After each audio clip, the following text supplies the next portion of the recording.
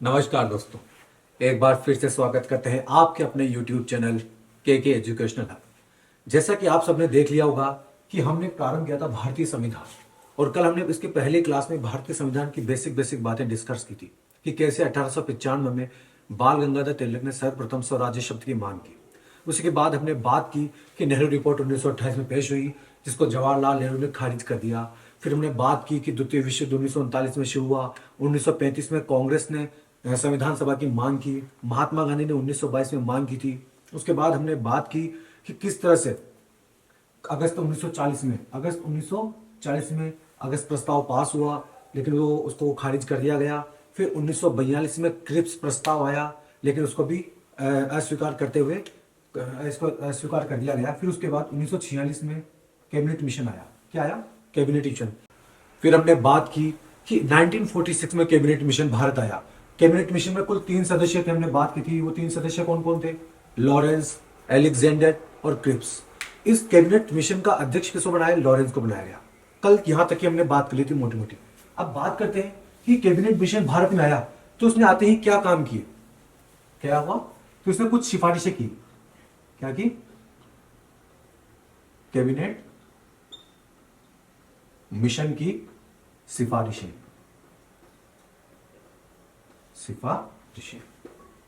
जैसे ही cabinet mission Bharat में आया तो इसने आते ही सबसे पहले कहा, क्या कहा पहले? कि हम अखिल भारतीय संघ का निर्माण करेंगे। क्या कहा? अखिल भारतीय संघ का निर्माण करेंगे। अखिल भारतीय संघ का निर्माण करेंगे जिसमें सभी रियासतें प्लस सभी प्रांतों को शामिल किया जाएगा। क्या कहा इन्होंने? कि हम एक भारत के लिए अखिल भारतीय संघ की स्थापना करेंगे जिसमें भारत के सभी प्रांतों को और सभी रियासतों को उसमें शामिल करेंगे। ठीक है।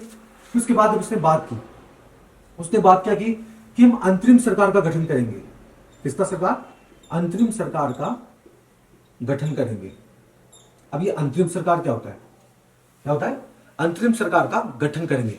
अब ये सवाल आता है कि अंतरिम सरकार क्या होती है? अंतरिम सरकार वैसे बोला जाता है कि एक ऐसी अस्थायी सरकार, जब तक देश में संविधान बनकर तैयार नहीं हो जाए, जब तक देश में चुनाव नहीं हो जाए, तब तक ऐसी अस्थायी सरकार रहेगी जो देश में कानून वानून सारी कोई व्यवस्था देखेगी। क्या होगी? मतलब पूरे देश को सुचारू रूप से चलाएगी, उसका काम करेगी। इसलिए अंतरिम सरकार का गठन किया गया। तो इसकी तारीख बड़ी इंपॉर्टेंट है कि अंतरिम सरकार का गठन कब हुआ। तो उसकी तारीख है 2 सितंबर 1946। क्या हुआ? 2 सितंबर 1946 को अंतरिम सरकार का गठन हुआ। इसका अध्यक्ष किसे बनाया?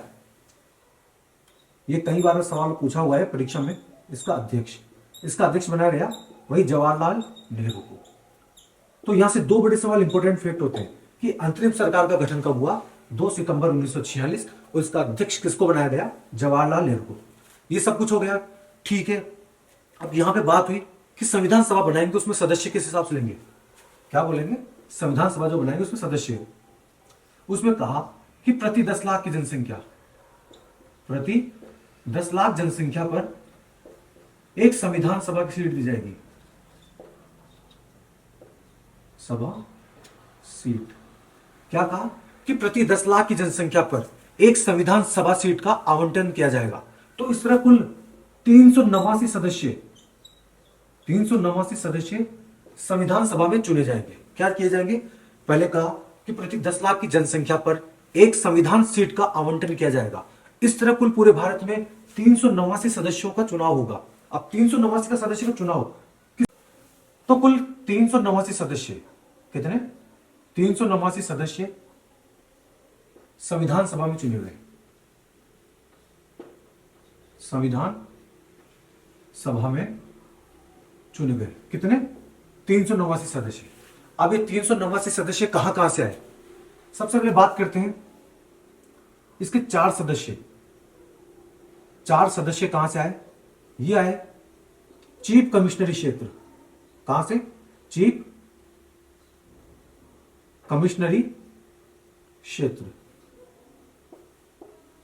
ये चीफ कमिश्नरी क्षेत्र वो है जहां पे अंग्रेजों की खुद के मुख्यालय हुआ करते थे। मेन तरह से वही है। अब इसको याद करने का तरीका क्या है? आप सिंपल से याद रखिए ABCD।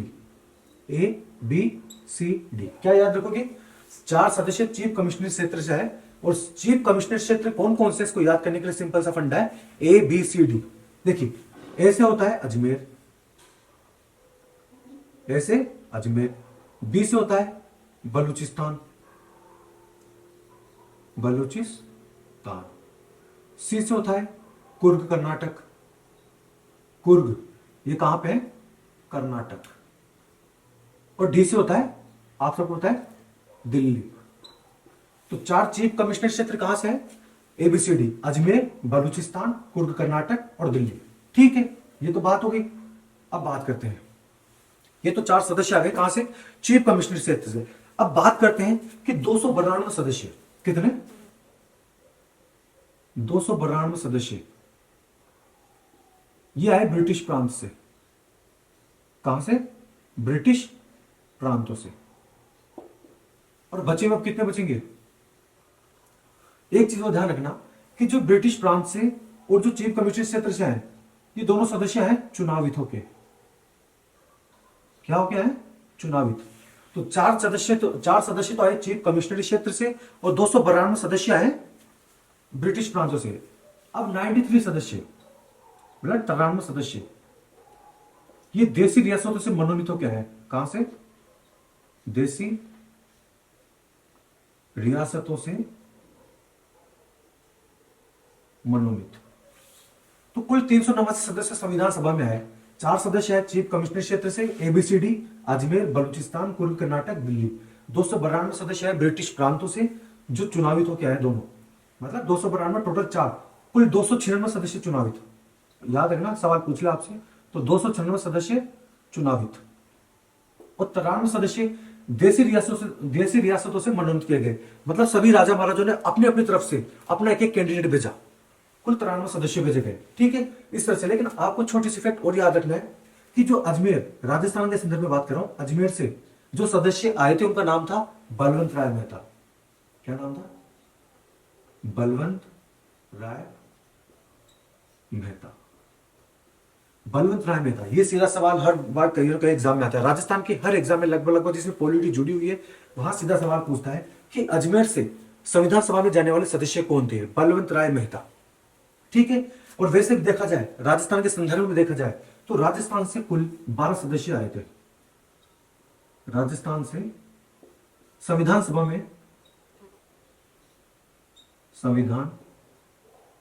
में 12 सदस्य। राजस्थान से संविधान सभा में कितने सदस्य गए? 12।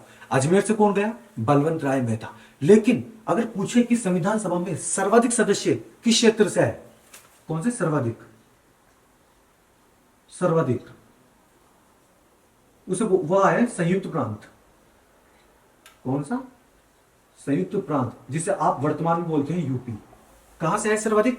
संयुक्त प्रांत, जिसे आप वर्तमान में बोलते हैं यूपी यानी उत्तर प्रदेश। वहां से टोटल 55 सदस्य आए। कितने? 55 सदस्य। ये सारी कुल मिला के बात होगी संविधान सभा कि संविधान सभा में कितने सदस्य होंगे, कौन कौन से क्षेत्र से आएंगे, और कौन कौन से चुनावित होंगे, और कौन कौन से मनोनीत होंगे। अब बात करते हैं संविधान सभा की बैठकें। यह तो हमने बात कर ली संविधान सभा के सारे सदस्य। अब बात करते हैं कि संविधान सभा की बैठकें कब कब प्रारंभ हुई। क्या है बात?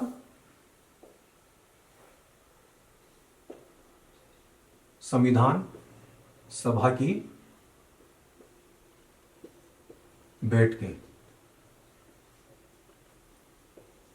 ठीक है। इसकी प्रथम बैठक हुई थी 9 दिसंबर 1946 को दिल्ली में स्थित टाउन हॉल में। कहां पे हुई थी इसकी पहली बैठक? 9 दिसंबर 1946 को दिल्ली में स्थित टाउन हॉल।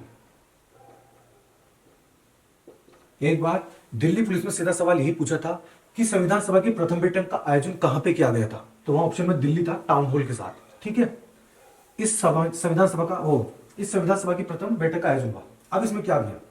इसमें सर्वप्रथम अस्थायी अध्यक्ष का नियुक्त किया गया। क्या किया पहले? अस्थायी अध्यक्ष। अस्थायी अध्यक्ष। इस संविधान सभा में उस समय एक सच्चिदानंद नाम के व्यक्ति हुआ करते थे। जो बहुत बुजुर्ग आदमी थे। इसलिए उनके बुजुर्ग के आधार पर, उनकी वरिष्ठता को देखते हुए उनको अस्थायी अध्यक्ष बना दिया गया कि जब तक नया अध्यक्ष नहीं आए तब तक आप पद को संभालो। क्या नाम था उनका? सच्चिदानंद। ठीक है, इसको बनाया गया। अब जैसे इसको बनाया गया, अब इसमें सभी रियासतों को बुलाया गया, लेकिन दो रियासतें, क्या, एक तो हैदराबाद रियासत, हैदराबाद रियासत, और एक मुस्लिम लीग। कौन सी? मुस्लिम लीग। हैदराबाद रियासत और मुस्लिम लीग ने इसका बहिष्कार किया। क्या किया? बहिष्कार। प्रथम बैठक हुई 9 दिसंबर 1946 को दिल्ली के टाउन हॉल स्थित में। वहां अस्थायी अध्यक्ष किसको बनाया गया? सच्चिदानंद सिन्हा को। लेकिन हैदराबाद रियासत और मुस्लिम लीग ने इसका बहिष्कार किया। अब बहिष्कार क्यों किया? क्योंकि मुस्लिम लीग खुद मांग कर रहा था हमें एक अलग देश चाहिए, पाकिस्तान। क्या मांगी?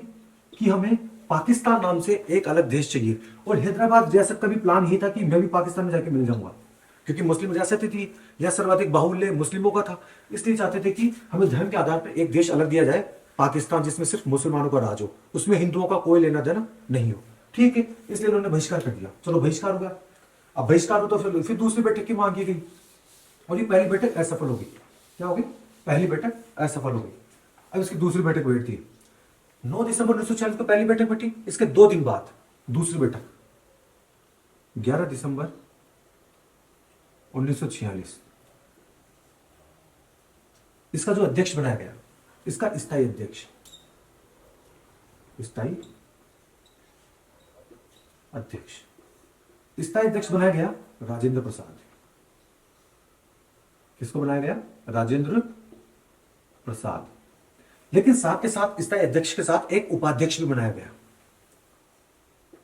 कौन था उपाध्यक्ष? उपाध्यक्ष था H.C. मुखर्जी। H.C. मुखर्जी। स्थायी अध्यक्ष बनाया गया राजेंद्र प्रसाद और उपाध्यक्ष बनाया गया H.C. मुखर्जी। साथ के साथ इसमें एक और चीज किया गया कि संविधान परामर्शदाता, संविधान परामर्शदाता, यह बनाया गया B.N. राव। B.N. राव एक IAS ऑफिसर थे। इनका पूरा नाम तो बेनेगल नरसिम्हा राव पड़ता है। ये पश्चिम बंगाल के थे, तो इनको बनाया गया। तो दूसरी बैठक में क्या क्या हुआ? स्थायी अध्यक्ष बनाया गया राजेंद्र प्रसाद को, उपाध्यक्ष बनाया गया H.C. मुखर्जी को, और संविधान परामर्शदाता बनाया गया B.N. राव को। लेकिन ये सब बात हो गई। पहली बैठक असफल हुई, दूसरी सफल हुई। मुस्लिम लीग ने तो इसमें भी भाग नहीं लिया। ठीक है, अब बात करते हैं इसकी तीसरी बैठक। किसकी बात करते हैं? इसकी तीसरी बैठक, यानी फिर 2 दिन बाद, यानी 13 दिसंबर 1946 को तीसरी बैठक का आयोजन हुआ। इसमें क्या किया गया? इसमें जवाहरलाल नेहरू ने इसमें सर्वप्रथम इसमें उद्देश्य प्रस्ताव पारित किया गया। उद्देश्य